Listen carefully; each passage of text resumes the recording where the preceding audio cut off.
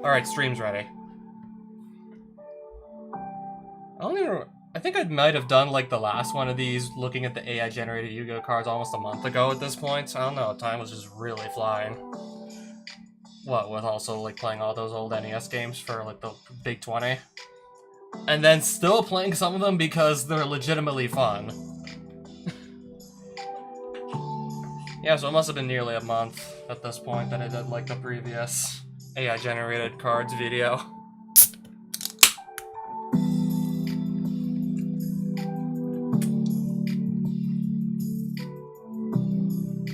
Alright, so in recent news, it turns out that it was actually a person managing this account, this Yu-Gi-Oh! AI account. Has been run by a human being this whole time. It's not like automated or anything. And this person is actually taking a break for personal reasons from generating more AI cards. And will continue this project, honestly, who knows when, like, at a, like, undisclosed date. But yeah, like, they're taking a break, and I understand.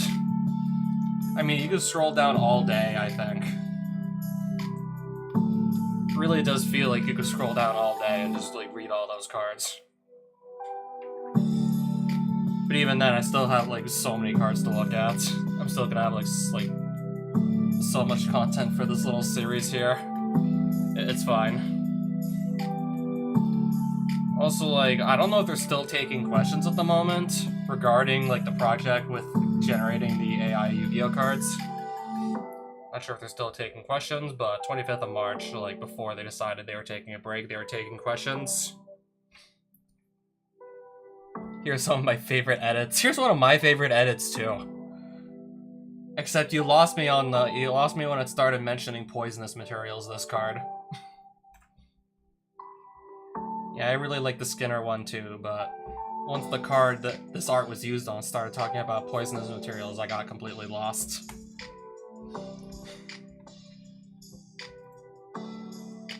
What's this supposed to be a reference to? Alright, it's like literally 3 cards that are just... 2 of which are so good at just dumping monsters in the graveyard they're banned, and probably would likely never come off the ban list, especially the one in the middle, especially Painful Choice. Take any 5 monsters out of your deck. Your opponent gives you 1 to put in your hand. The other 4 just go to your graveyard. It doesn't matter which of the 5 monsters you took out of your deck they give you in your hand. That's 4 cards that are going to hit the graveyard, whether they want them to or not. That, for all we know, like, they could all have effects that go off.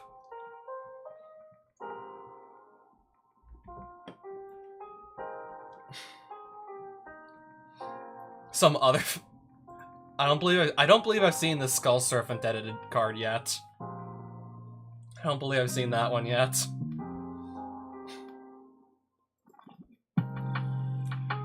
Nor did I see this one. Okay, what is even supposed to be going on in the art on this one anyways? All I see is 2 Spider-Men, and the Doge and some tetrahedrons.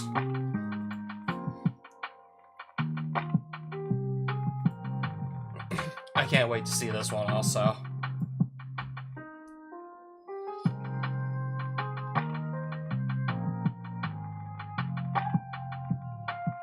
And yeah, since then, like, not just 1, but 2 other people decided they were going to generate Yu-Gi-Oh cards with AI and post them on their own Twitter accounts as well. For example, there's already like 1 or 2 like somewhat good ones here. And I think this account, like, I don't know, this account might even be like, I think maybe this account's only a few days old maximum. And we already have a card with Fire Attack and 7 defense. Banana. Yeah, so for example, like one of the new AI-generated Yu-Gi-Oh card Twitter accounts. For example, this is like one of the cards they recently posted. Alright, so level 4 Earth Beast. If this card is in your hand, you can reveal one other bear monster in your hand and shuffle it into your deck. Special summon this card. If this card is special summon, you can target one banana monster in your opponent's graveyard. That's oddly specific. Equip it to this card. Once per turn, you can declare one card type, monster, spell, or trap. Your opponent must reveal their hand, and if they have a card of the declared type, they must discard it. I don't know, just call monster or spell. Or unless you know your opponent's playing a trap-heavy deck, then you can call trap. Once per turn, you can just basically force your opponent to reveal their hand. And that's like a worst-case scenario. Best-case scenario, they're losing a card, but I don't know, the only saving grace is they pick which card they lose. I don't know, unless they only have like one monster in their hand, then they're forced to discard the one monster. You declare the card type and then they show you their hand. They still have to show you their entire hand. So you'll get a bunch of valuable information on what they're playing, basically. Yeah, so for example, like, let's just say your opponent might have Nibiru, you want to go crazy with your special summons, you want to set up an absolutely insane board, you need to special summon way more than 5 times to do so. You need to commit most of your resources to doing it. You don't want to get Nibiru because you might just lose the game on the spot. That one card might set you back so far, you basically just auto-lose. But yeah, like, basically anything that lets you just, like, look at your opponent's hand in the first place already just tells you, like, you're good to go, they don't have a Nibiru. Or if they do have a Nibiru, then you know, and you just know to, like, not continue, like, summoning too many monsters. Even better, like, if said effect to let your opponent, like, no, to force your opponent to show their hand, would also include a way to just make them, like, lose a card out of said hand, then you could just snipe the one card in their hand that could just give you the most trouble. But this one, like, they still, like, the opponent gets to pick which card they lose, so it's not quite as backbreaking as, say, like, Confiscation or Appointed the Red Lotus. First one I mentioned, like, is literally banned and it's probably never getting unbanned. When this card is destroyed by a battle or card effect and sent to the graveyard, you can special summon one Bear Banana Fusion monster from your extra deck, ignoring its summoning conditions.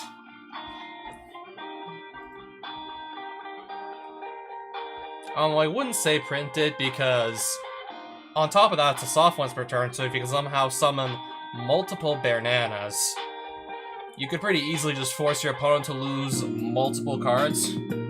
On top of, I don't know, just then going into some, like, generic rank 4 staple after your opponent's lost, like, a good chunk of their starting hand. Yeah, I'd personally say, like, I don't know, don't print this. The just taking cards out of your opponent's hand. Yeah, because I don't know, assume you go first, basically. Let's just assume someone's going first and then they just play this on you. God forbid they use multiple copies of this on you on the first turn before you can play anything. You lose a good chunk of your starting hand, and then what?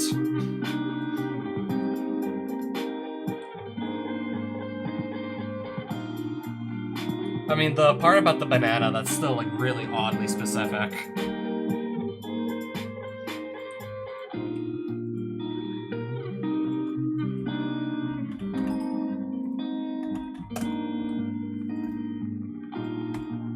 I seem to always forget the soundboard. I seem to always forget the soundboard before starting the stream. And I'm getting the soundboard out right now.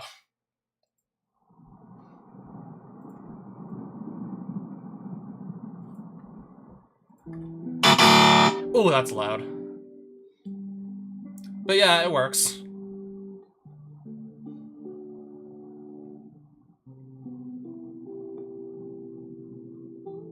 I guess we'll read this one too.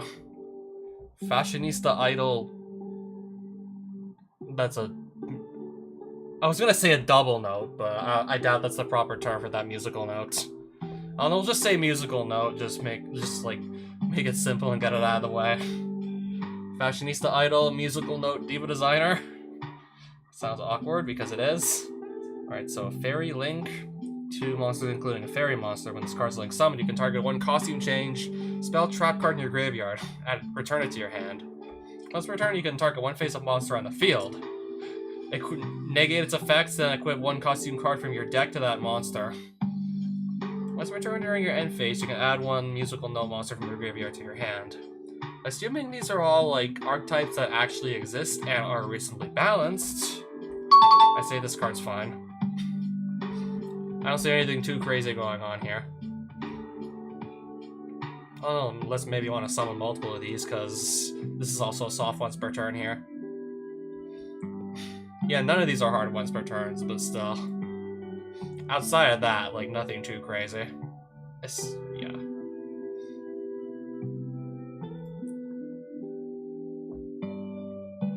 Alright, so, spell card. I might just look at the rest of the cards on this account later. Alright, so this is a normal spell that has the text, target 1 card on the field or in either player's graveyard. Banish that card face up, then if it was a monster, you can add 1 monster with the same original type and attribute as that banished monster from outside of your deck to your hand. So does that imply you could literally just go grab a card from outside the game and add it to your hand? What is this, Magic the Gathering? Yeah, that just reminds me, like, Magic the Gathering has these add cards from outside the game to your hand. And in the context of a sanctioned event, assuming you're playing Constructed, outside the game is actually literally just restricted to your sideboard. Whereas outside the game, if you read that literally, that would imply anything out of your personal collection. Just go into your personal collection, dig out anything you want, put it in your hand, but for constructed play, like for official tournaments, where you just make your own decks ahead of time, as opposed to like limited where you have to just build the decks on the spot from booster packs. Yeah, for constructed, you have to basically just only use your sideboard as the outside the game pile. Whereas in, like, limited, like, that would be, like, anything you drafted that's not in your deck, you just go and, like, take from that and put it in your hand. So do we just assume, like, you could literally just get any card you own from your own collection? Or does it have to be, like, only, like, a card in your side deck that you can put to your hand?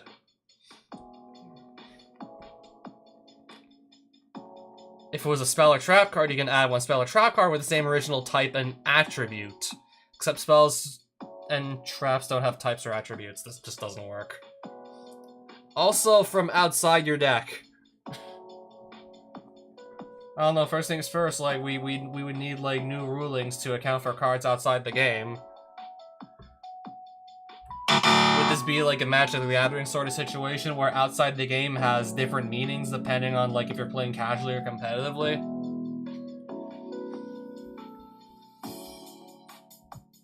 I don't know, it'd be damn interesting to see that sort of effect in Yu-Gi-Oh, though. Where you can just go, like, add a card from, I don't know, your sideboard to your hand in the middle of a duel. But yeah, literally any card, I don't know. Literally any card in your personal collection, I do think would be overkill. Yeah, what if you just, like, could add the out from your trade binder to your hand?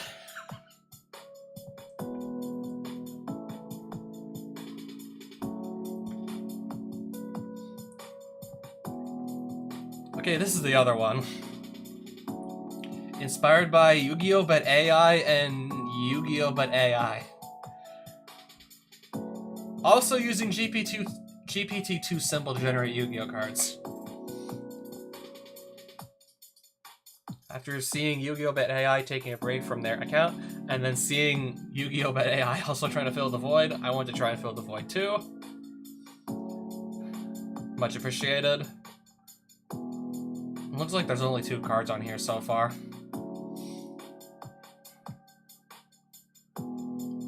Already, like, another, like, fairy, another Link 2 fairy. What are the odds?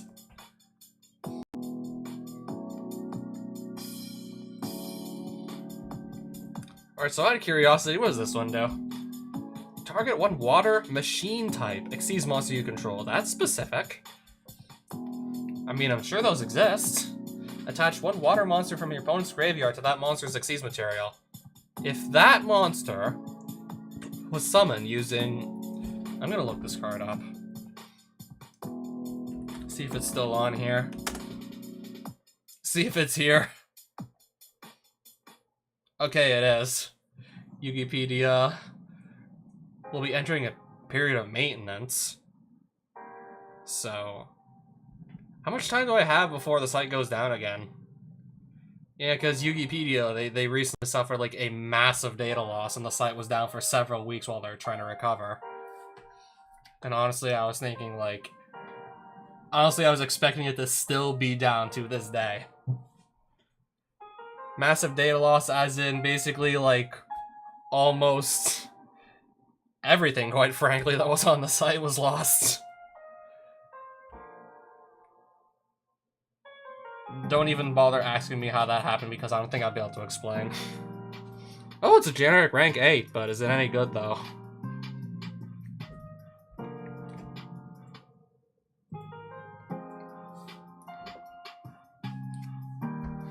A water machine. If the water machine that was summoned using Yugioh as material somehow. If there's a water machine that can just rank up on top of another Xyz monster. Someone tell me, because I don't know if there is one. I assume there'd have to be one to actually get this additional effect, which is just attach one additional water monster from your opponent's graveyard to that monster's Xyz material. So this is highly specific. I don't even know if the second material, I'm not even sure if that could ever come up. I can't think of any water machine Xyz monsters that just overlay on top of other Xyz monsters. So I'm pretty sure that's what would need to happen most likely to get this underneath another water machine Xyz.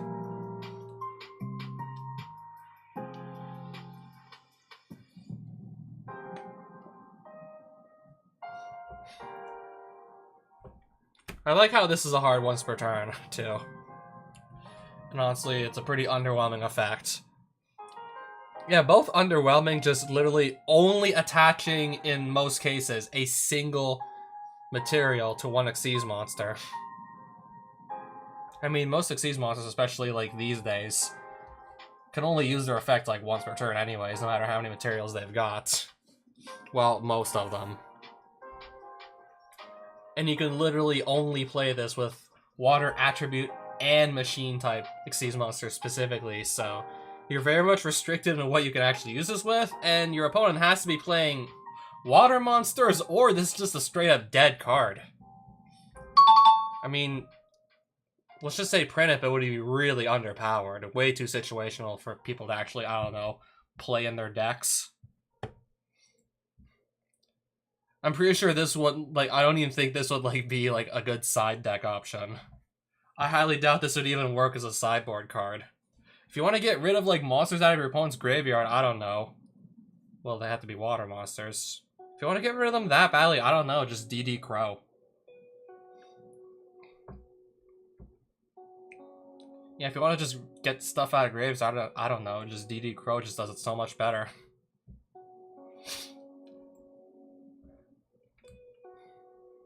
And now back to the main account. After looking at two of the other ones for about, I don't know, 15 minutes or something. Alright, Thunder Dragon Twin Saber. Level 10. This kind of looks a little bit like Twin-Headed Thunder Dragon. But is it Twin-Headed Thunder Dragon from the Yu-Gi-Oh anime or something? I mean, I don't know, I definitely recognize, like, the horns. I definitely recognize, like, the one horn. I also recognize, like, the specific shape of the head, the mouth. Yeah, this definitely looks like Twin-Headed Thunder Dragon. No word of a lie.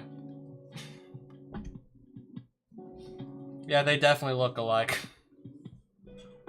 Alright, so level 10, Thunder Synchro. 1 tuner plus 1 or more non-tuner Thunder monsters. When this card is Synchro summoned, you can special summon 3 Thunder Dragon tokens, Thunder Earth attribute for some reason, Whereas this was light. Those tokens are earth. I don't know why. Level 1. In defense position. These synchro materials are banished instead of being sent to the graveyard. So referring to the synchro materials you use to summon this, or the tokens? Let's just assume like the synchro materials you use to summon this just get banished instead of going to your graveyard. Once per turn, if this card is in your graveyard, you can target one banished monster. Special summon. Oh, that's pretty damn good. This card just has to, again, get to your graveyard. It doesn't even have to, like, be summoned first. And its effects will be live in the graveyard. So, again, just... There are definitely cards out there, good cards out there, just let you just dump extra deck monsters into your graveyard. I don't know if they're like, if you're constantly banishing monsters, or your opponent's banishing monsters like crazy, this will be an option just to, I don't know, just generically special summon back really good banished monsters. And it doesn't seem to say like one of your banished monsters, so I assume it could also be, yeah, it probably also could be one of your opponents as well, if you really want. I don't know, banish your opponent's boss monster somehow and then just put it on your field. If this card is destroyed by battle, or if this card in his owner's possession is destroyed by an opponent's card effect, you get one more Thunder Dragon token. You already got 3 on summoning this thing. And then when it gets destroyed, you get another 1 token. You need to specifically have like a, then again, like to just start special summoning banished monsters. You don't even need to summon this thing. You don't even need to go through the trouble of having the thunder monsters to summon this.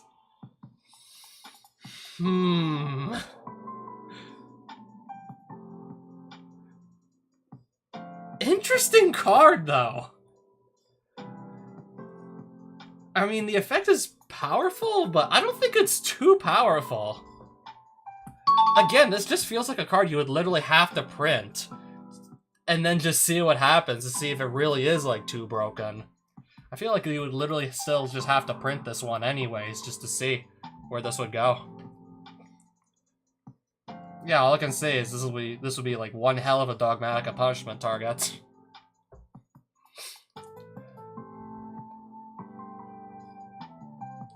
And another Thunder Dragon, apparently. Thunder Dragon Trailblazer. Alright, so Fusion, Thunder Dragon, and then just any Thunder Dragon monster. So one original Thunder Dragon, then any other Thunder Dragon, basically. Must either be Fusion summoned, or special summoned by banishing 3 Thunder monsters from your extra deck, while this card's in the graveyard.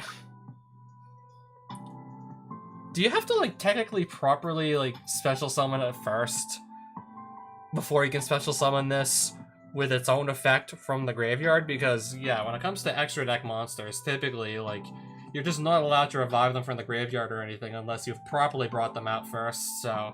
I'm wondering if this still applies here, even on its second summoning condition of just banishing Thunder monsters out the extra deck. I'm gonna guess it does. Each of the following effects are hard once per turn. If this card special summon, you can activate this effect. This card cannot be used as material for an Xyz summon except for Thunder monsters. Also, cannot be destroyed by battle, but banish it when it leaves the field. Oh, just to give it battle protection, but lock yourself into only using it to Xyz summon Thunder monsters, and banishing this if it leaves the field. But if you do like the Xyz summon with it, and then you just attach the material, it's not going to get banished because it won't be on the field anymore. If this card is banished... Oh! Okay, maybe you do want this to get banished after all. You can target 1 Thunder monster in your graveyard, special summon it. Okay, this is a hard once per turn, isn't it? Because the way I'm reading this, it gets banished. Oh wait, it's banished. It can't just bring itself back because it's not going to be in the graveyard. So I assume, like, you definitely have a Thunder monster in your graveyard, most likely, because if you just fusion summon this with the above materials, you should definitely have those.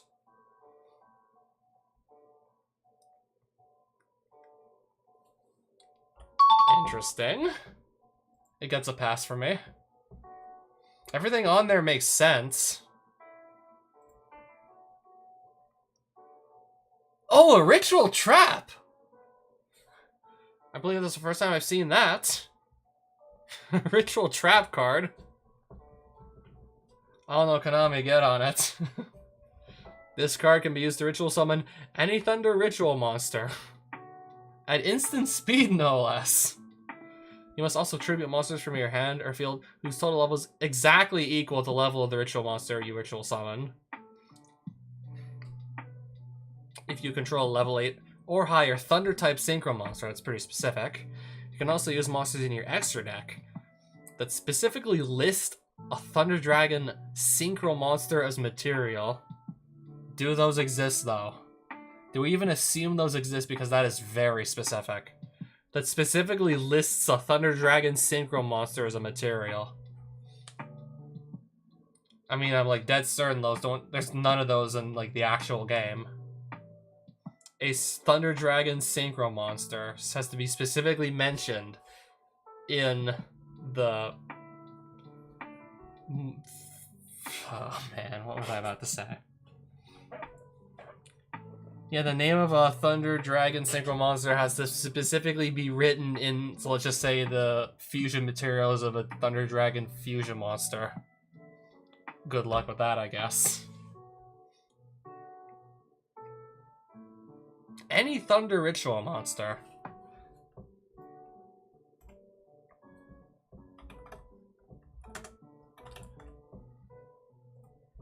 Do those exist? Oh, file missing. Yeah, they're still missing a lot of data. Do Thunder Rituals even exist? I don't believe I've ever seen any of those. I don't know if we have like a list of all the ritual monsters here. Not sure where it would be.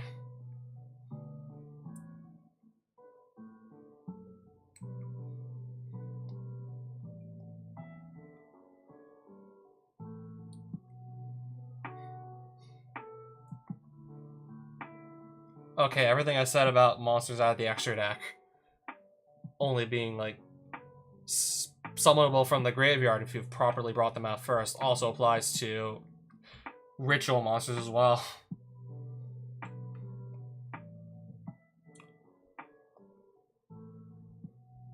Members. Okay, list of ritual monsters. Okay, I can search by type, see if any Thunder monsters exist.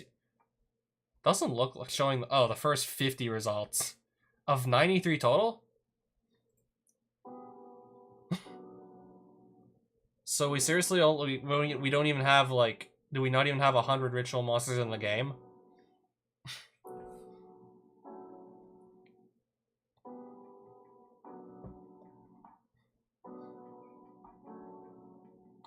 Quite a few dragons over the years. Okay, all the Cyber Angels and the Heralds. Those are like fairies. Oh yeah, all the Cyber Angels. A lot of Fiends.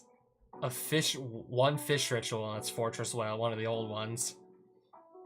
The only insect ritual is Javelin Beetle, apparently. All the megaliths. That's why there's so many rocks. Only 6 of them, though. And I see no thunder. I see no thunder ritual monsters. We have to assume, I don't know, like some have been printed. Like, we have to assume that some have been printed before this card gets printed. Because as of 2023, as of March 29th, 2023, this can summon absolutely nothing. I don't know, if you just pretend that Thunder Ritual monsters actually exist, it gets a pass. But just if we want to go with the cold hard truth that they do not, the card literally does nothing. As far as I know.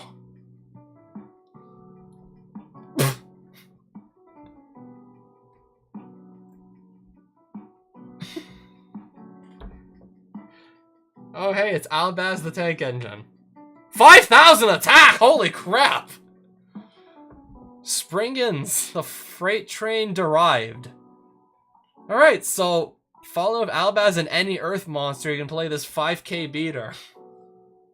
This card can make a second attack during each battle phase.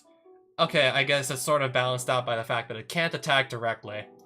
5,000 attack, but it can't attack directly. I guess that balances out the high attack.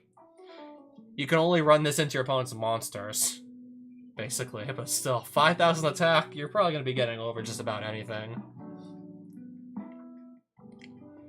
After damage calculation, if this card battles, you're probably going to be getting this off twice, most likely. Negate the effects of one card on the field while it is face up on the field. So basically pick any card and its effects are just negated indefinitely until it leaves the field. Follow of Albaz has one Earth monster. You could totally summon this off Branded Fusion. You could easily go into this. And if there's any Earth monsters that really want to dump in the graveyard, then have fun with that.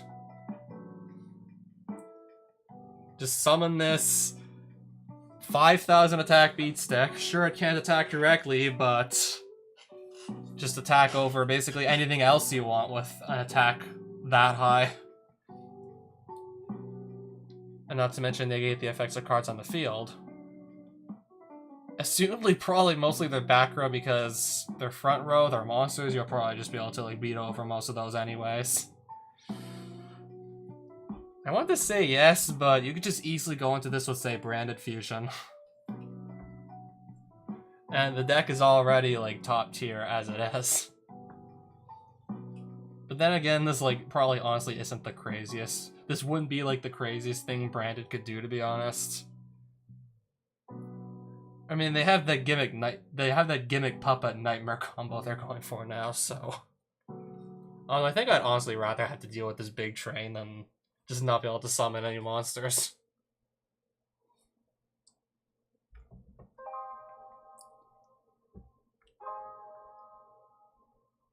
I still do kind of like the card, though. Not sure if I'd actually want to ever see it in the real game, but yeah, I'm thinking about this one. I mean, if there was like, no, you can't attack directly on this, it would be a hard no. But I still don't know if that even does enough to balance out the card. Considering how just damn easy this is to summon.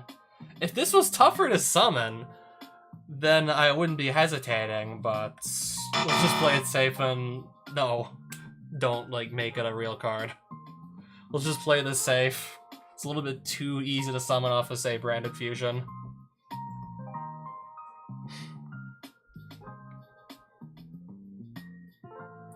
Alright, that's a Warwolf. Looks more like a tank to me. Odd Eye Super Dreadnought Warwolf. Okay, now I see the wolf.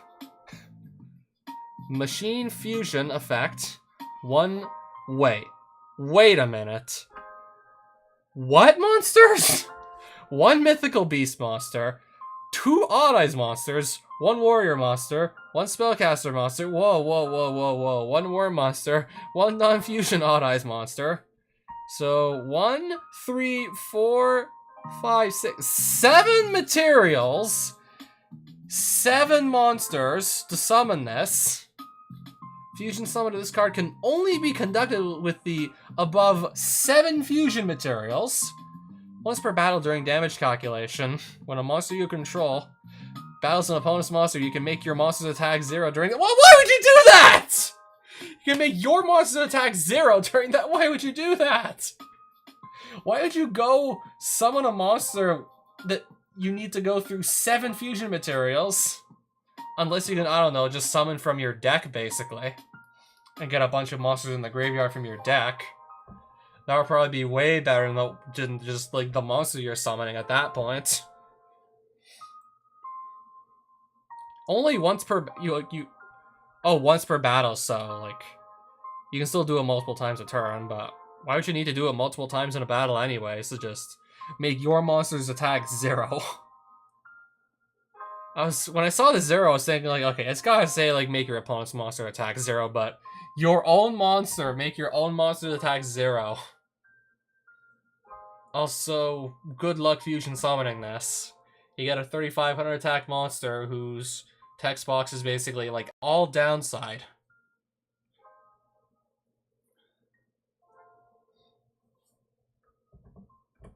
Oh, I want to see the mad lad.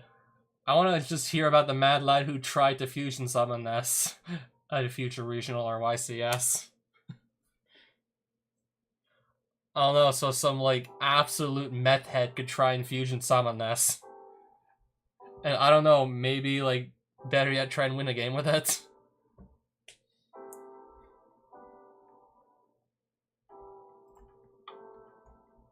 Appliancer, preferential art book. Alright, field spell. When this card is activated, add one Appliancer monster from your deck to your hand. Now this is an archetype that actually no exists because I played against it on Dueling Book exactly one time.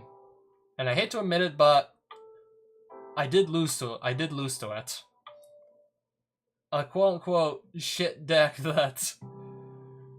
Yeah, quote-unquote, like, completely, like, unviable deck, and I did lose to it. I couldn't out the I swear, I literally could not out the Laundry Dragon with the cards I had. I'm trying to think, like, I don't think this was, like, in the middle of a Shizu Tears format, but I do remember, like, when... This was, like, when tier limits were running around to some extent, and I was trying to run stuff like Macrocosmos and Dimensional Fissure, I think when they were at 1. And I was also, like, still trying Super Polymerization. So, like, I had, let's just say, like, 1 or 2 Super Poly, a Macrocosmos, a Dimensional Fissure. None of those cards did anything to the Appliancer monsters, practically. Well, maybe... I don't remember if they needed the graveyard too badly. Like, I don't know, still. Like, those cards, like, just didn't help. Like, I couldn't actually get on the board. And thus I couldn't out the stupid Laundry Dragon. Which killed, like, the few monsters I was able to draw.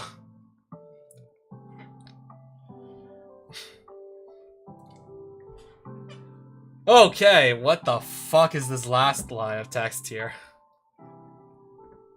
We'll just continue from where we left off. During your main phase, send one Appliancer monster. You can send one Appliancer monster from your hand or face up field to the graveyard. Special summon one Appliancer Link monster from your extra deck that has a different name for the monster you control.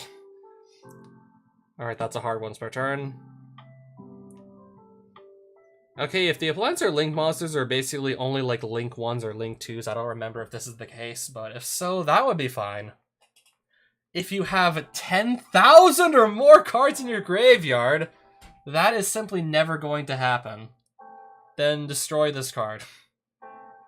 Don't worry, you're not going to get to 10. The biggest deck somebody ever brought, the biggest deck someone ever brought to like an official Yu-Gi-Oh event was only 2,222 cards big.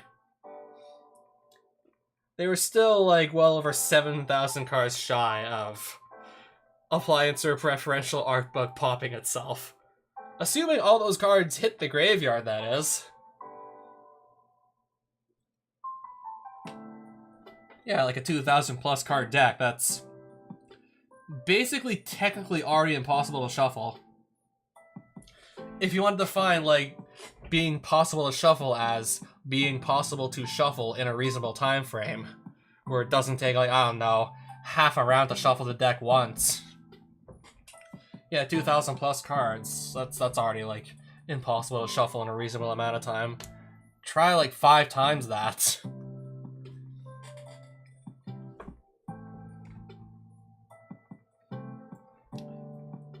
Yeah, the story of the 2,222 card deck of the German Nationals, look it up.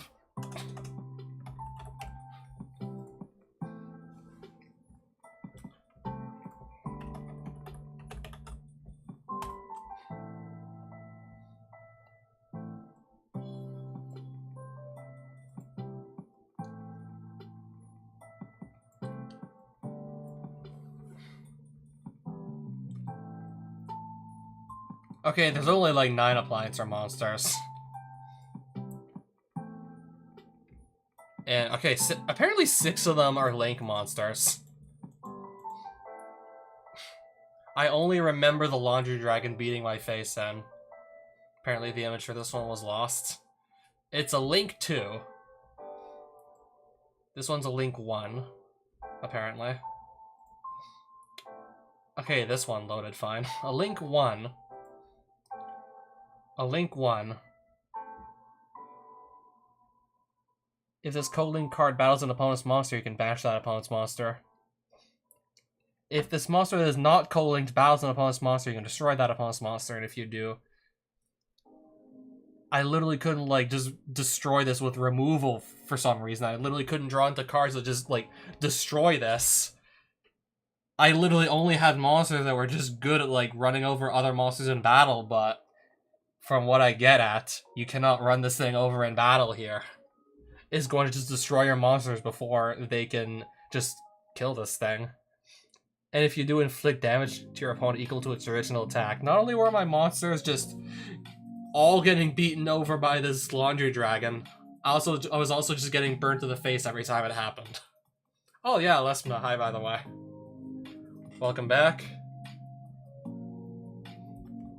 So about that chocolate level design contest, I have curiosity. I don't even know, I have no idea when it started. Or I have no idea when it's gonna end either. Another link 1.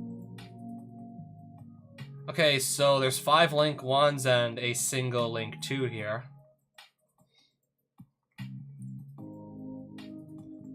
So apparently the best you can do is like 2 monsters worth of link material.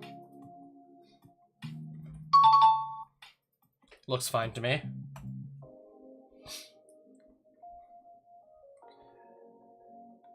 And yeah, by the way, I guess for further context, since, I don't know, I assume you just dropped by now. These are Yu-Gi-Oh cards, but they were all created by artificial intelligence. And I'm just basically reacting to like as many as I can on live stream. Yeah, I don't think like there's no way in hell like Konami's actually gonna print a card that says if you have 10,000 or more cards in your graveyard, because we all bloody well know that's just never going to happen. Alright, so here we have Koshinoshita, the Golden Crown Dragon. Wind Dragon. If you currently control a Koshinoshita monster and your opponent controls no monsters, you can normal summon this card without attributing, but it's a level 3. You can already normal summon this card without attributing. I don't know, maybe like we'll just assume like I don't even think a card like that exists that just basically like increases the levels of all monsters in both players' hands by like an exorbitant amount. And that would be like a really situational card, so I don't know, even have it anyways. I mean, 1 month is still a hell of a lot of time to build a level.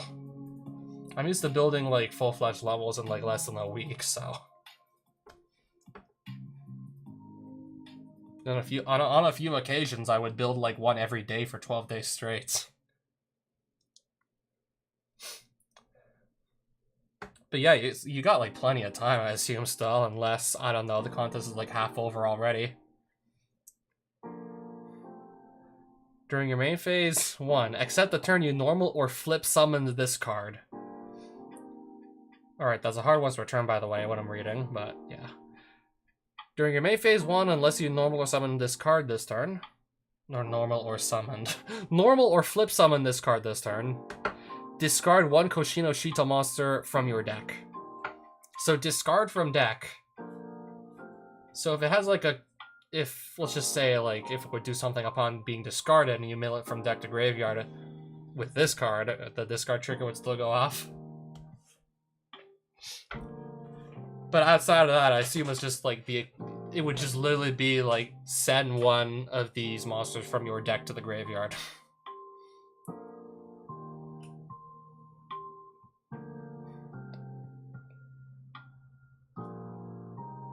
Yeah, the first line of text is just honestly pointless to have here because you can already just normal summon level 3s without attributing anyways. It's only like level 5 or higher to normal summon you gotta start attributing monsters. I don't know, maybe this could be like, we could just imagine this being some hypothetical archetype that wants to have its monsters end up in the graveyard. Maybe they have effects that go off when they do hit the graveyard.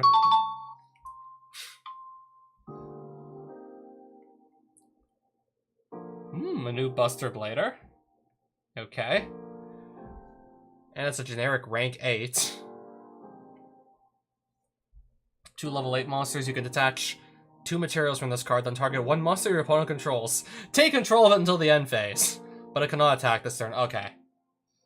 But it can attack this turn. But you can do literally anything else you want with it. Still probably going to be really damn easy to just make sure your opponent doesn't get said monster back. All you have to do is just, I don't know, run a few generic Link monsters, and then you could just basically, like, send it to the graveyard for a Link summon or something. You can banish this card from your graveyard, then target 1 monster your opponent controls, take control of it until the end phase, but it cannot attack this turn. Damn! Get this card in your graveyard. Even if you don't summon it, if it just ends up in your graveyard somehow, I don't know, just some like generic staple card to send from extra deck to graveyard. You can send this and then just take one of your opponent's monsters, basically. Damn. Yeah, like another like really good Dogmatica punishment target, basically.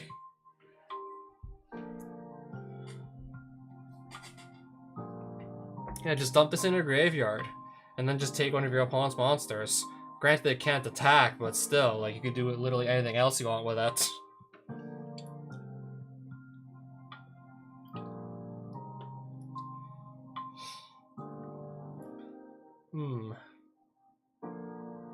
But is it, like, not too busted, though? Is Buster Blader not too busted, though, is what I'm asking.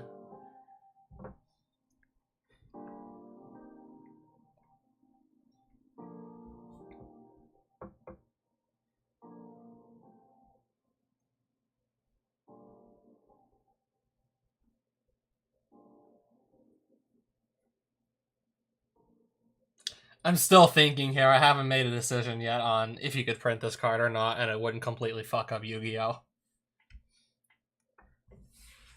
I mean, it definitely wouldn't completely, like, ruin the game, I don't think. Could definitely imagine, I don't know, seeing play some Dogmatica punishment targets. At the very least. Or maybe, like, the few people who play Rank 8 Turbo also might jump on this as well.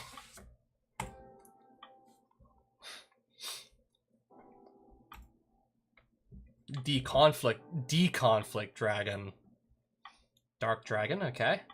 You can target 1 Pendulum monster in your graveyard, special summon it, but negate its effects, and if you do, destroy that Pendulum monster, and if you do that, shuffle that monster into the deck.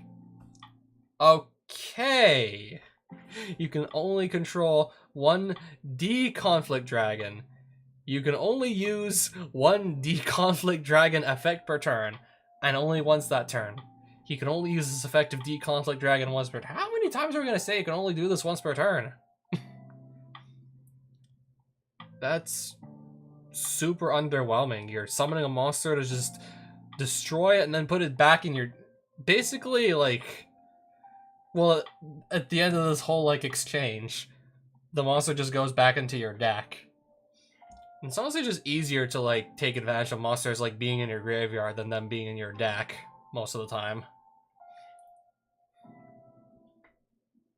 I mean, technically, it's technically, like, it could be a real card, but I don't think anyone would ever use it.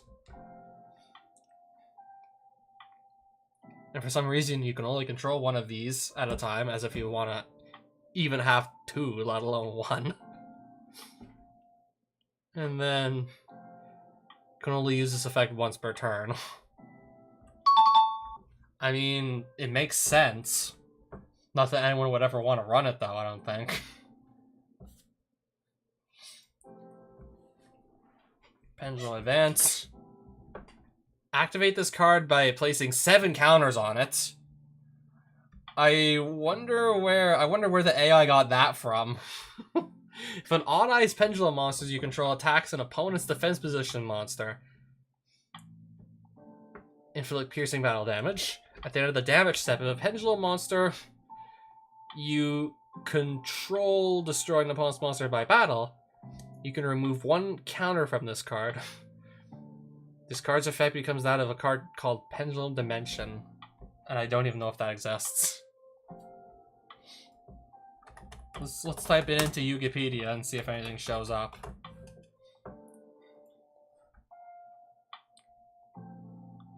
Okay, it does.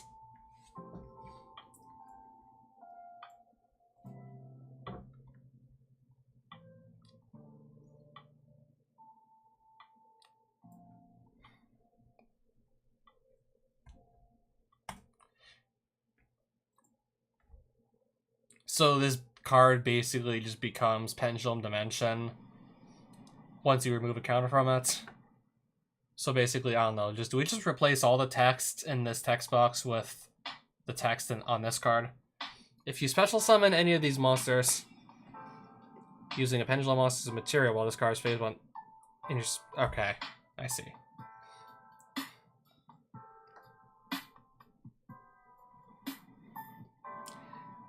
I don't know, can't you just, like, activate this, like, when you draw it, though?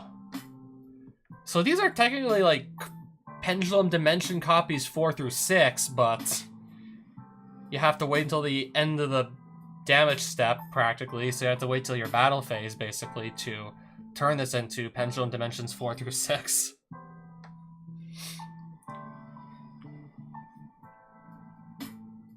And yeah, you have to also be able to destroy an opponent's monster by battle as well to get that to go through. I mean, this is a real card. One that I've never heard of, but... yeah, I've never seen it, so I assume it's not too powerful if I've literally never run into it before. Turns into a card that is apparently perfectly fine, perfectly, like... I don't know if I'd say balanced. Not sure if it might be too weak, but I know it's definitely not too strong. Otherwise, I probably would have likely seen it everywhere by now if it was too strong.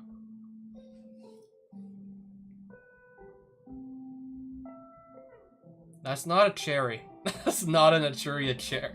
Okay, there's the cherry. There's the Naturia cherry. For some reason, like...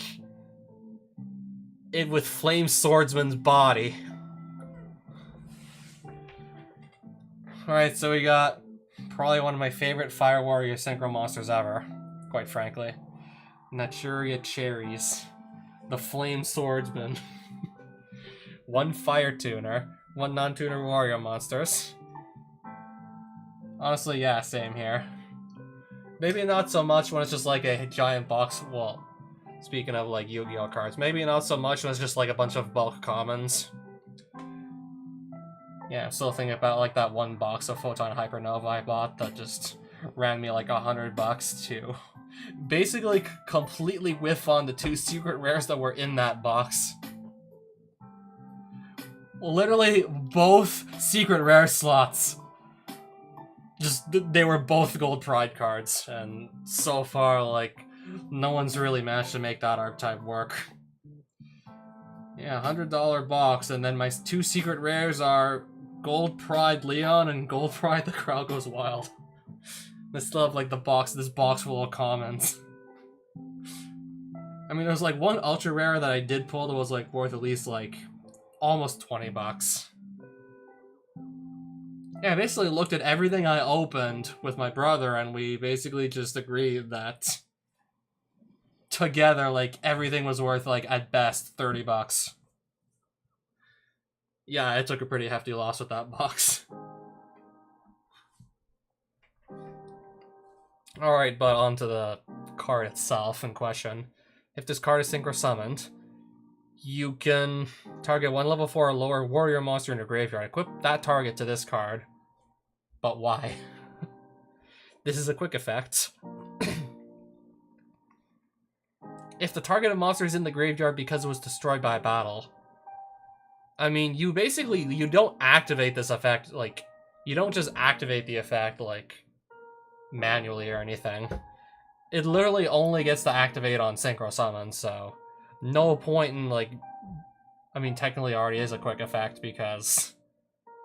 Technically, is it a quick effect? I don't even know what I'm saying anymore. But why also would you want to just, like, equip a level 4 or lower warrior monster from your graveyard to this card? I don't know, unless maybe, like, there were, like, specifically, like, warrior-type monsters that do have effects when they're equipped to, like, other warrior monsters. I know like I know there's like this Infernoble Knight archetype that is composed of fire attribute warrior type monsters that like to equip a bunch of cards to themselves, but I don't know if like those also include monsters or just spells and whatnot.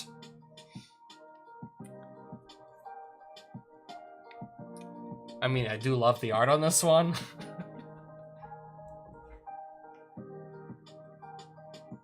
But do we need this card in the game, though?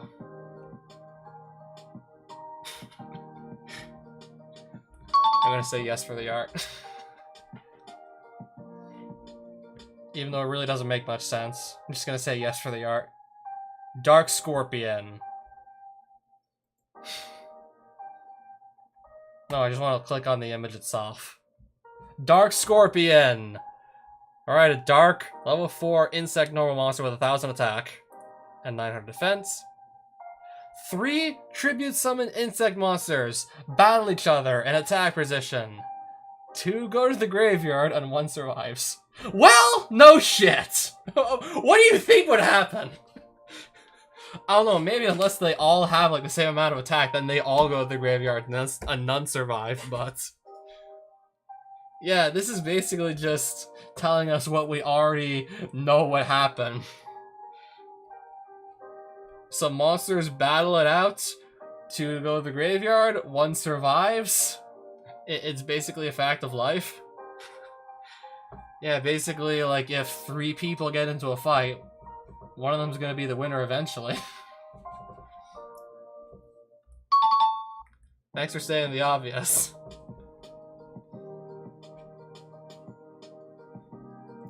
I want to see some of the comments on this one. I don't know what the Kodogu insect jar is. This artwork is impeccable. I know the bot comes up with the text, but the art is a human creation based on that, right? You did such a good job. Oh, there's the 3 insect monsters. One of which I can vaguely recognize as Flying Kamakiri #1, which I know you do not tribute summon. So, I guess that's a flavor fail there, but oh well.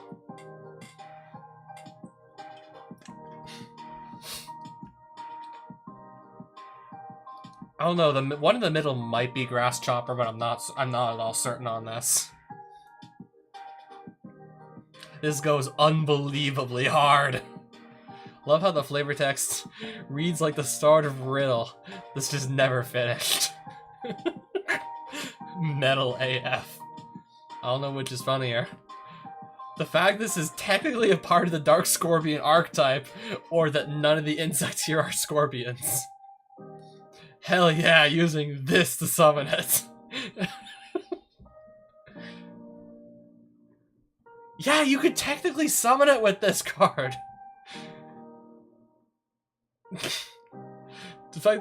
Then again, none of these characters are literal scorpions either, so does it matter that none of these are scorpions? Yeah, Dark Scorpion support that we never asked for. Normal monsters always have some whack fucking flavor text that goes hard. Case in point. A reminder to the world that if you are correct in your assessment of this card, you are only following the crowd.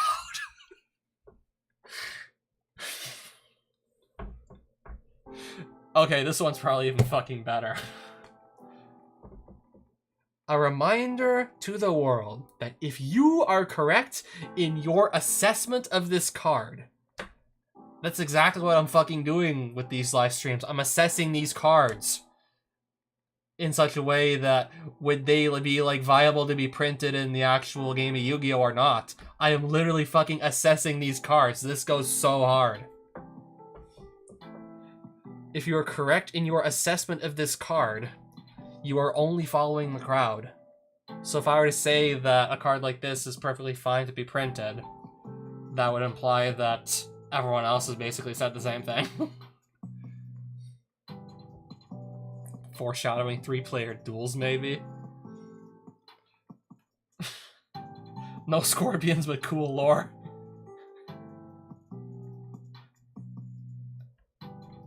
Isn't that a mantis? Well, I know one of them is, at least. Yeah, the one in the middle looks like one.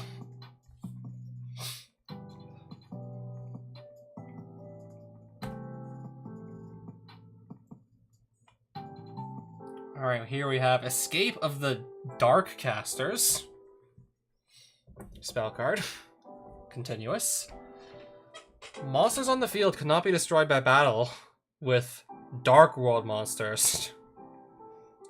I'm gonna just read this over in my head again to make sure I'm reading it right.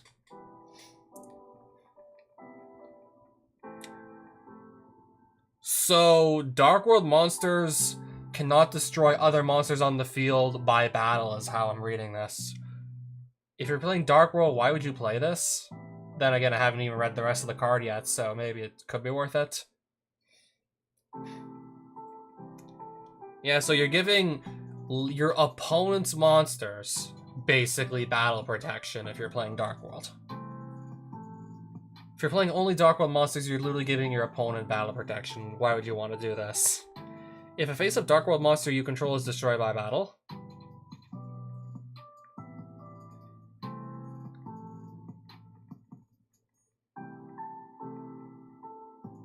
with Dark World monsters.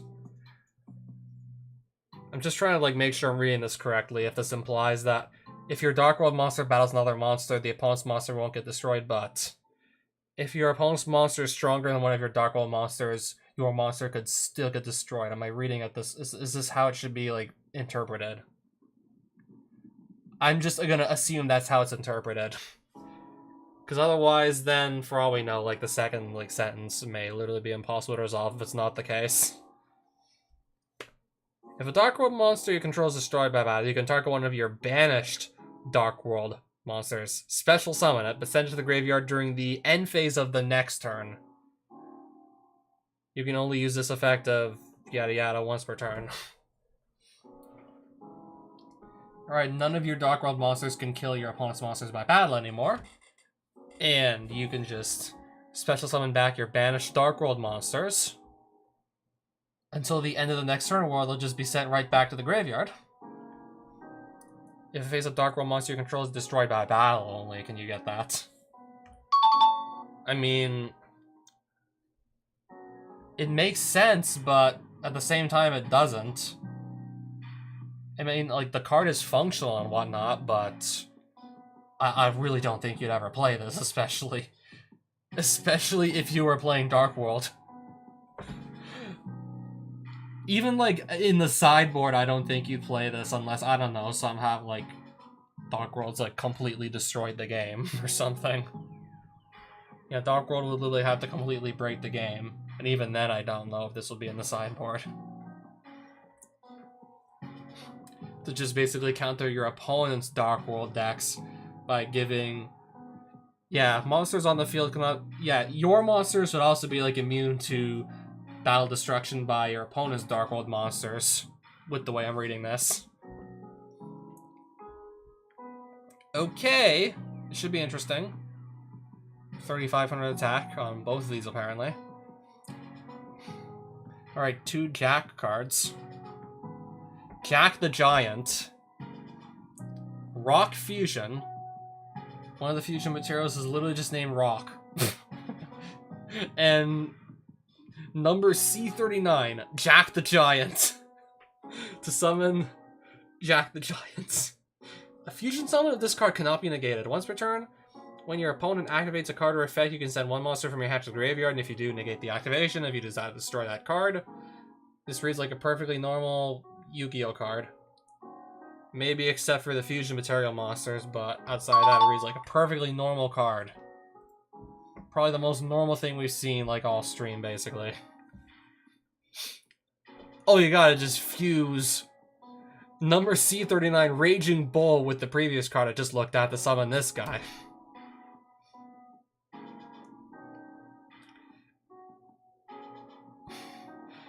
Your opponent cannot target this card with card effects. Once per turn, you can activate one of these effects. Add one monster your opponent controls to your hand. Also send one monster your opponent controls to the graveyard. So,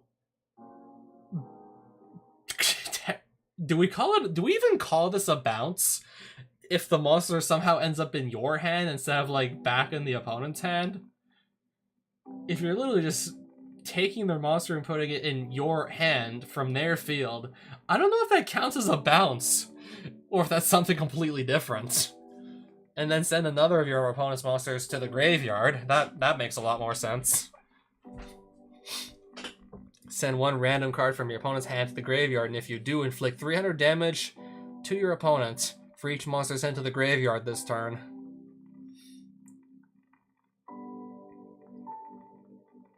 I mean, it's not on a quick effect. I highly doubt you'll be getting multiple copies of Jack the Giant Chaos Warrior out, or just, I don't know, summoning him multiple times in a turn. But that first effect, that's still pretty silly, though. The add one monster your opponent controls to your hand, and then send another of their monsters to the graveyard. I mean, for the most part, this still... It's not quite as normal as Jack the Giant, but it still reads like a fairly ordinary Yu-Gi-Oh card that it all makes sense. It all makes perfect sense to me. Now, it doesn't look like it's easy to summon, so it looks fine to me. Oh boy. 2 text boxes. A pendulum. Alright, so when it's in a pendulum zone, you can only special summon Numeron and Battling Boxer monsters. Not sure why we're suddenly bringing up Battling Boxer monsters. Alright, so just summon this out of the extra deck. 2 level 4 monsters. Once per turn, you can detach 1 Xyz material from this card to target 1 Numeron monster in your graveyard. Add that target to your hand. If this card with Xyz material is sent to your graveyard, you can add 1 number spell or trap card from your deck to your hand. Wait, if it's... Do you get to choose? Do you get to technically choose if you want to put this into your graveyard, or do, like, all pendulum monsters that leave the field have to be put face up in the extra deck? I don't know the exact rules on pendulums. What I do remember is, like, when they leave the field, they typically just go face up in your extra deck instead of in your graveyard. But, yeah, I'm trying to think, like... I don't at all remember if you get to choose to put it in your graveyard if you want to, or if you can't. Because if you can't just choose to put this in your graveyard, if it's just always going to go face up in your extra deck, then that effect to add a number spell trap would literally never go off. Pendulum monster. I can just go look at this link. We're still missing some images here. I guess that's to be expected. Alright, so let's just scroll down to the mechanics section.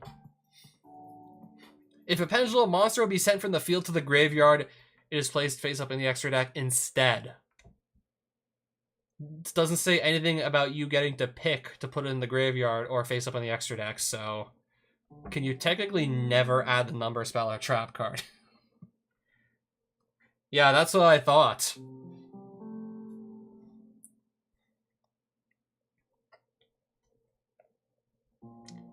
The second effect, if I'm not mistaken, you literally cannot ever resolve it. It will never go to the graveyard because it's a pendulum monster.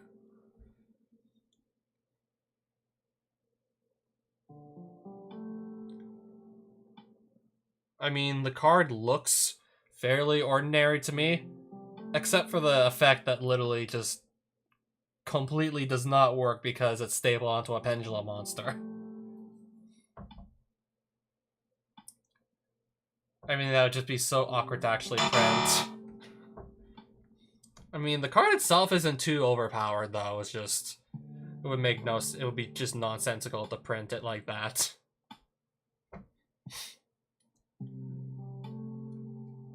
Yeah, if it said instead, like, if this card with Xyz material leaves the field and is put in your face-up extra deck.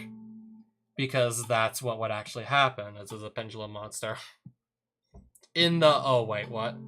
In the deep north, when the cold touch of your soul reaches you, your body is assaulted by the keen sighs of the icy winds. Your enemies are gnolls, bears, and even a hated rival, the hated one being a brandishing blade possessed by the abyss. I think this is the name of the card. Show this thread. So pray tell me, traveler, what oh my god, and it keeps going. That's not long enough? That is not what? That is not long enough? So pray tell me, traveler, what burns you to head forward? What has guided you here and now? The wind. So, in the Spurkoth Neofin of Hern Gurgach in Dao Bivnus Keine Fib and Fib from Fee O Man Fringer Ron in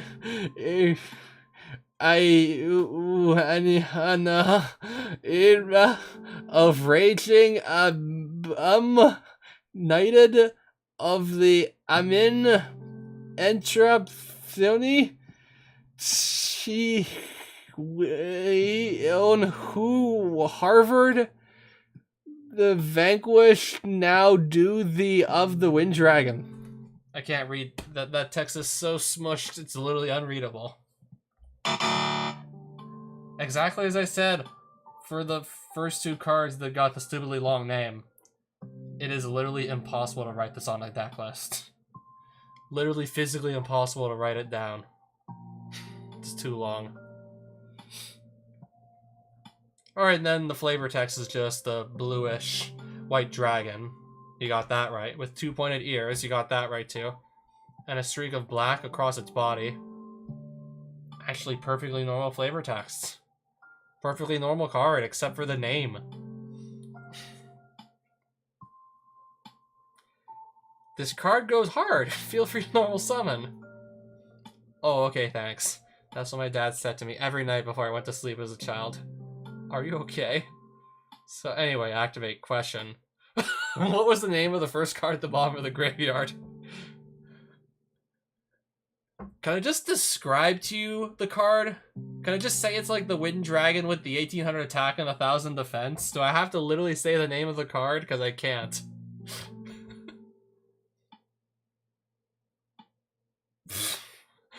I normal summon in the deep north.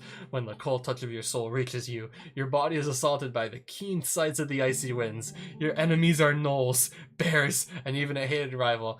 They hated when brandishing a blade possessed by the abyss. So pray, tell me, traveler, what burns you to head forward? What has guided you here and now, the Wind Dragon? Response? What?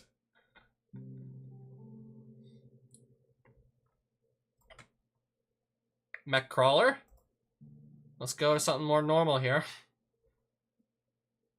Let's just assume this is gonna be more normal. I mean the name already, I can read it. Mech crawler. Level 2 Earth Insect. This card is unaffected by your opponent's spell effects. Just your opponent's spell effects. I was gonna say Horus level 6, but that's unaffected by all spells. When your opponent activates a spell card, you can send this card from your hand or field to the graveyard. Then target one face-up spell your opponent controls, destroy that target. Oh, wow. So you're telling me this is like a hand trap against continuous and field spells and whatnot that... And also equip spells too, if people still play those. Technically also, yeah, equip spells that typically need to be face-up on the field to actually be able to resolve any effects, so... I don't know, let's just say, I don't know, I activate... Let's say my... Let's just pretend, I don't know, people still play Tier Elements and someone activates their Primeval Planet Pearl Rhino field spell. I chain Mech Crawler, destroy your field spell. You don't get to add the Tier Elements must or any of the other effects that your field spell has. Once per turn during the end phase, send the top 3 cards of your deck to the graveyard, then draw 1 card for each card sent. Whoa, whoa, whoa, whoa! Draw 3 cards! During the end phase, once per turn, mill 3, then draw 3. So, during the end phase, it doesn't even say, like, during your end phase. So, on both your end phase and your opponent's end phase, mill 3 cards, then draw 3 cards. Yeah, it sounds, to quote Nikachu, it danger. I don't know, this is definitely like a really interesting concept for a hand trap. I mean, it still is, but then there's like the added bonus of just getting to draw 3 cards at the end of each turn. Never mind just your own turn. Draw 3 cards each turn. Wait, you draw how many cards? 3 cards. At your end phase and at your opponent's end phase. So if this sticks around for like both your turn and then it gets passed back to you and this is still on the field, you'll have just drawn 6 cards by then. No, don't print it.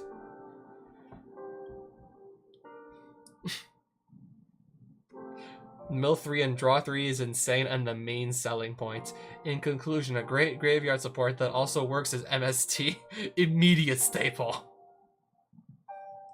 Yeah, great graveyard support, just mill a bunch of cards. If you want cards in the graveyard, you're getting that too, and if you want cards in your hand, oh boy, are you getting that. Outs Mystic Mind and basically gives you +5 in resources, I love it.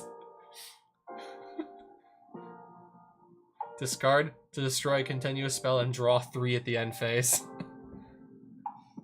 But this has to be on the field, though, for you to actually get the cards.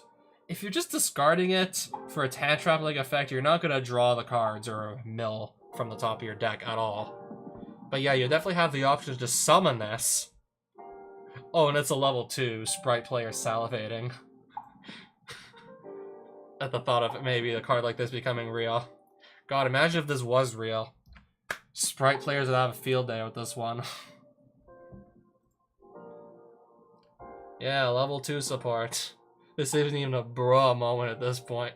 What the actual fuck is wrong with you? Finally, the good crawler. Card's obviously busted, but a mech crawler concept could be pretty cool. This card's all over the place. And its draw effect isn't hard once per turn, so... yeah, it isn't a hard once per turn. If you get, like, I don't know, 2 copies of this card on the field, if you want to run the risk of maybe decking yourself out, because you're going to mill 6 and draw 6 in that case. But no, you're going to draw 6 cards. Good chance you're likely just going to be able to win the game with that kind of card advantage, so... soft once per turn, mill 3, draw 3. Okay.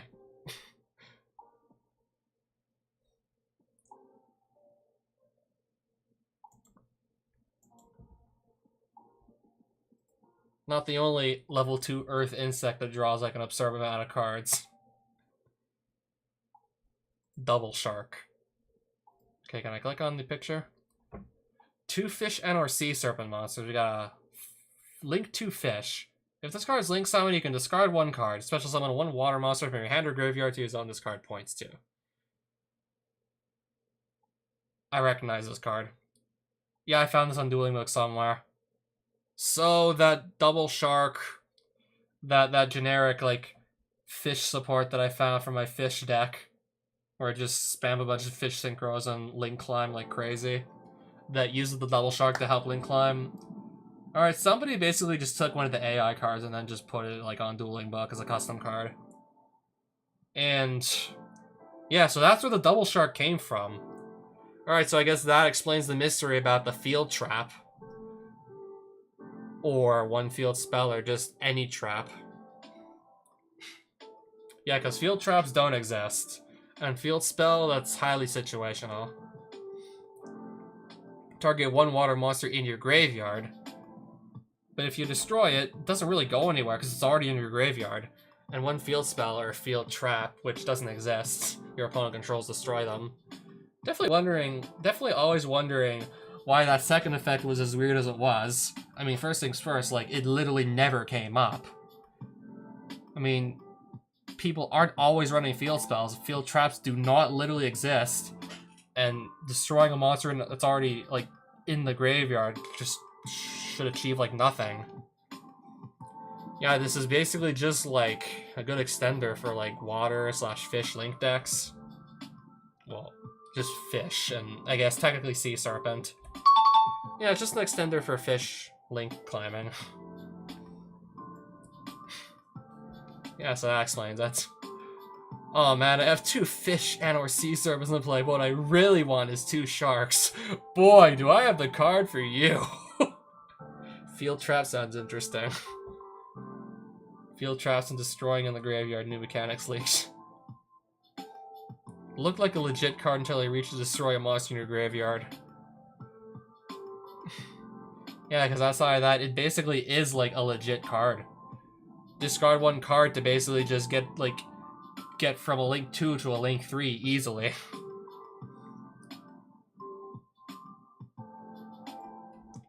Yeah, it looks like a very real card, basically just like an easy link climb for fish decks. Oh, speaking of sharks, Hand Shark. I think I said yes to the double shark, by the way, as in you could print it. I don't remember, like, actually buzzing Metcrawler, but... yeah, we're gonna definitely buzz Metcrawler. No, don't print Metcrawler. Once per turn during the end phase, draw 3 cards. Sure, you have to wait till the end of the turn to draw 3 cards, but come on, you're drawing 3 cards still. And if this survives your opponent's turn as well, you're just doing that again, basically. And even if you're not trying to just draw like a shit ton of cards, you basically have like a hand trap that can literally just stop like any spell card that needs to be face up on the field to resolve its effects. Yeah, like 2023 Yu-Gi-Oh! Like there's quite a lot of playable field spells. This could literally just straight up out them entirely.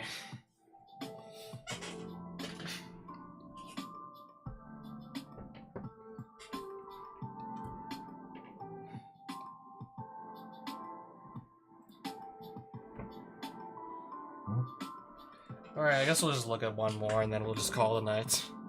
Alright, so Hand Shark. If this card inflicts battle damage to your opponent, declare one card name, look at your opponent's hand. And if you do, discard all cards in their hand to the graveyard. Oh shit, that escalated quickly. Okay, this has to inflict battle damage to your opponent, though. The only thing that's stopping this from being like a hard no. But even then, still... I still see a card like this being definitely somewhat problematic, even though it actually has to physically connect with your opponent first. Actually, no, it doesn't. It just has to inflict battle damage. Sure, it's got only 1300 attack, but with an effect that damn powerful. So you're just declaring the card name and doing nothing with cards that have that specific name. You're just naming a random card and then just nuking your opponent's entire hand. But only if this actually inflicts battle damage. I'm gonna still say no, though, because this is like an effect that if it goes off, especially like if the opponent hasn't gotten the chance to play anything yet, if an effect like this goes off, especially if your opponent hasn't even played like that many cards yet, you basically just win the game. Like if you literally just rip your opponent's entire hand, you basically just win, don't you? Unless they've played most of their cards, which is still very much likely to happen if this can only start, like, destroying hands when it actually has a chance to attack. Yeah, if you go first, sure you can summon this straight away, but you can't attack, so impossible to just knock out your opponent's hand going first. Second, your opponent's already got, like, a full turn to set up their board anyways, and they may not even have that many cards in their hand anymore to just lose. But I'm still gonna say no, just to be safe. If this didn't have to do battle damage, then this, for sure, would have been like the most broken card I've seen all night.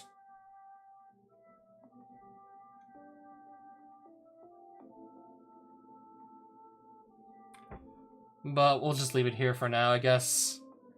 Unless it takes me another month to get around to streaming the next one of these. We'll just see, like, soon enough what Tribe of Terror will do. And see how good that might be, or bad, or whatever.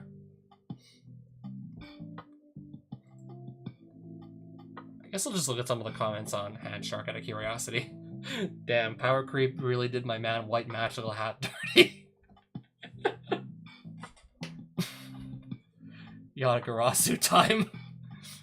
Look at the opponent's hands. All Dark World monsters. Shivering, you give the hand back to your opponent and say, please discard your entire hand. That went from 0 to 1 million very quickly. Probably not playable because this game is fucked.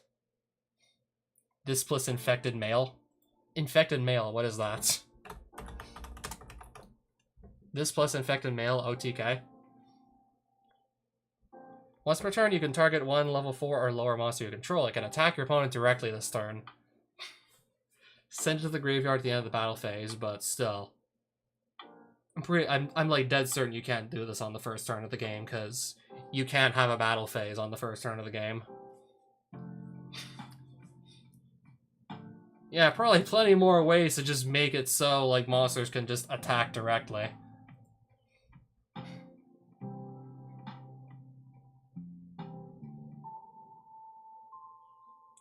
The bad, it's a go second card, so low chance for a hand rip 5 or 6. Yeah, because the opponent typically just gets like a full turn to basically play as many cards as they can anyways. And more likely than not, they might just have very few cards left in hand. Especially, let's just say, if a card like this actually did so happen to exist. Just discard them all.